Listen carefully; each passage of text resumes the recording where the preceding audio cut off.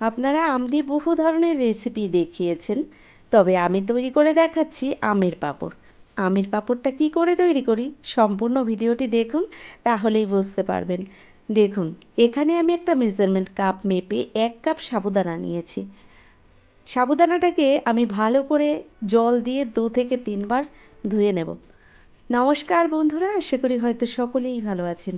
টিয়ার home kitchen থেকে আজকে নিয়ে এলাম আমের পাঁপড়।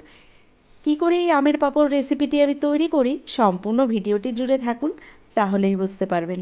আর ভিডিওটি দেখার পরে যদি ভালো লেগে থাকে অবশ্যই একটা লাইক দিয়ে দেবেন। আর যারা চ্যানেলটিকে সাবস্ক্রাইব করেননি অবশ্যই আমার চ্যানেলটিকে সাবস্ক্রাইব করে আমার পাশে থাকবেন। দেখুন, আমি 3 থেকে 4 বার পরিষ্কার জলে সাবুদানাটাকে ধুয়ে সাইড করে রেখে দিলাম। এদিকে একটা আম নিয়েছি, আর আমটা গাছ থেকে পেড়ে নিয়েছি। খুব একটা বড়ও নয়, খুব একটা ছোট সাইজেরও নয়, মিডিয়াম সাইজের একটা আম নিয়েছি। আমটাকে ভালো করে দেখুন খোসাটাকে আমি ছাড়িয়ে নিচ্ছি। এই আমটা ভীষণই টক, তাই আমি এরকম সাইজের একটা আম নিয়েছি। আপনারা যদি তৈরি করেন আমটা যদি টক কম থাকে সেক্ষেত্রে আপনারা আমের পরিমাণটা একটু বাড়িয়ে দিতে পারেন।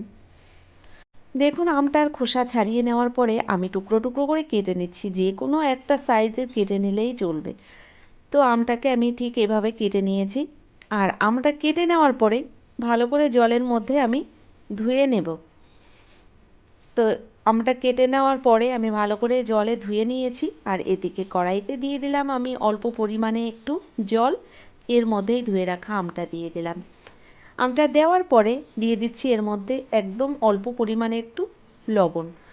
লবণটাকে দেওয়ার পরে ভালো করে এই আমের সঙ্গে জলের সঙ্গে মিশিয়ে দিলাম। এদিকে আমটা সিদ্ধ হতে হতে আমি সাবুদানাটাকে জল থেকে তুলে নিচ্ছি। সাবুদানাটাকে জল থেকে তোলার পরে আমি একটা মিক্সির বাটির মধ্যে দিয়ে দিলাম। বেশ কিছুটা জল দিয়ে দেবো এই সাবুর মধ্যে। আর 2 থেকে 3 বার মিক্সিটাকে আমি ঘুরিয়ে নামিয়ে নেব। তো দেখুন, জলটা দেওয়ার পরে আমি সাবুদানাটা ঠিক এরকম করে বেটে নিয়েছি। এবার আমি সিদ্ধ করে রাখা আমটা দিয়ে দিলাম এই সাবুর মধ্যে। আমটা দেওয়ার পরে বেশ ভালো করে আমি এই পেস্টটাকে বানিয়ে নেব। তো দেখুন, আম আর সাবুদানাটাকে আমি একটা ঘন পেস্ট বানিয়ে নিয়েছি। এবার মিক্সিটা ধুয়ে আমি এই পেস্টের মধ্যে জল দিয়ে পেস্টটাকে পাতলা বানিয়ে নেব। এতটা ঘন দরকার নেই। তো দেখুন, আমি জল দিয়ে এই পেস্টটাকে আস্তে আস্তে করে ছেঁকে নিচ্ছি। তো দেখুন, সাবুদানা আর আমটাকে আমি বেশ ভালো করে জল দিয়ে দিয়ে ছেঁকে নিলাম। ছেঁকে নেওয়ার পরে দেখুন কতটা পাতলা হয়েছে এই জলটা।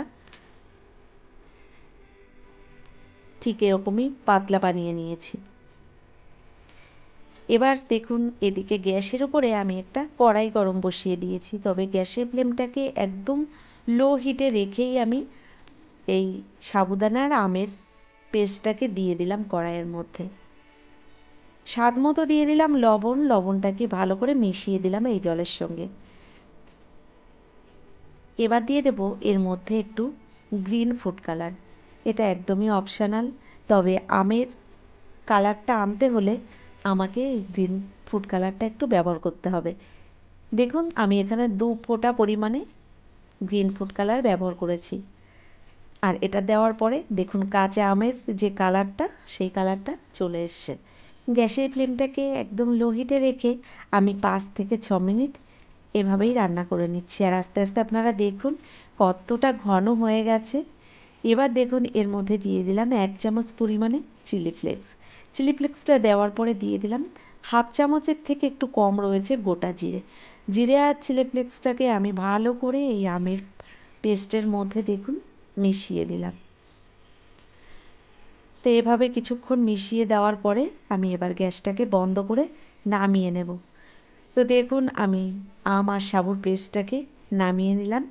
আর একটু ঠান্ডা হয়ে গেছে দেখুন এখন। এবার আমি কি করে এই পাঁপড়টা তৈরি করি সেটাই দেখাবো।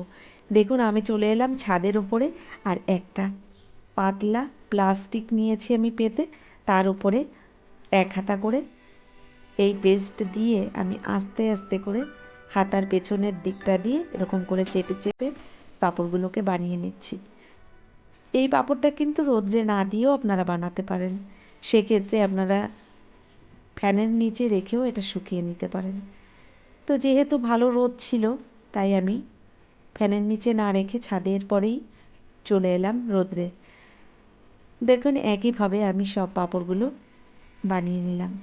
আর পাঁপড়টাকে সারাদিন রোদ্রে রাখার পরে বিকালেই ভেজে আপনাদের দেখাবো। পাঁপড়গুলো সারাদিন রোদ্রে দেওয়ার পরে আমি বিকালে দেখুন তুলে নিয়েছি। আর পাঁপড়টা কত ভালো শুকিয়ে গেছে, দেখতেও কি দারুণ হয়েছে দেখুন। আপনারা কিন্তু এভাবে সারা বছরের জন্য পাঁপড় বানিয়ে ঘরে সংরক্ষণ করতে পারেন, ভীষণই ভালো হয়।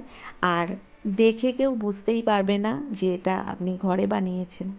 দেখুন কতটা পাতলা হয়েছে পাঁপড়গুলো। এবার আমি আপনাদের ভেজে দেখাবো পাঁপড়গুলো। দেখুন কত সুন্দর লাগছে পাঁপড়গুলো। ভাজলে না আপনারা যতটা বড় দেখছেন এর পুরো ডবল হয়ে যাবে বড়। দেখুন আমি কড়াইতে তেল গরম বসিয়ে দিয়েছি। এই তেলের মধ্যে আপনাদের দেখাচ্ছি পাঁপড়গুলো দেওয়ার সঙ্গে সঙ্গে কি দারুণ ফুলে উঠছে আর কতটা বড় হয়ে গেল দেখুন। তো দেখলেন তো কত সহজভাবেই ঘরেই তৈরি করে নেওয়া যায় আমের পাঁপড়। এভাবে আপনারা বাড়িতে বানিয়ে দেখতে পারেন, ভীষণ ভালো হয় খেতে আর দেখতেও অসাধারণ হয়। তো বন্ধুরা আজকের রেসিপিটি কেমন লাগলো অবশ্যই সেটা কমেন্টসের মাধ্যমে জানাবেন। যদি ভিডিওটি ভালো লেগে থাকে অবশ্যই একটা লাইক দিয়ে দেবেন। আর যারা এখনও আমার চ্যানেলটিকে সাবস্ক্রাইব করেননি অবশ্যই আমার চ্যানেলটিকে সাবস্ক্রাইব করে আমার ভিডিওর পাশে থাকা বেল আইকনটি ক্লিক করে নোটিফিকেশানটা অল করে দেবেন। তাহলে আমার ভিডিও আপলোড করার সঙ্গে সঙ্গে তার নোটিফিকেশানটা আপনার কাছে পৌঁছে যাবে। আপনি অতি সহজে আপনার টাইম মতোই ভিডিওটা দেখে নিতে পারবেন। এছাড়া যারা ভিডিওটি ফেসবুক থেকে দেখছেন অবশ্যই আমার পেজটাকে ফলো করবেন। তো আজকের মতো এই পর্যন্তই। পরবর্তী ভিডিও নিয়ে হাজির হয়ে যাব। ততক্ষণের জন্য আপনারা সকলে ভালো থাকুন, সুস্থ থাকুন, পিয়ার হোম কিচেনের সঙ্গে থাকুন। অসংখ্য ধন্যবাদ এতক্ষণ ধরে ভিডিওটা দেখার জন্য। দেখুন পাঁপড়টা কতটা মুচমুচে হয়েছে। আমি একটা পাঁপড় ভেঙে আপনাদের দেখাচ্ছি, দেখলেন তো কেমন হয়েছে।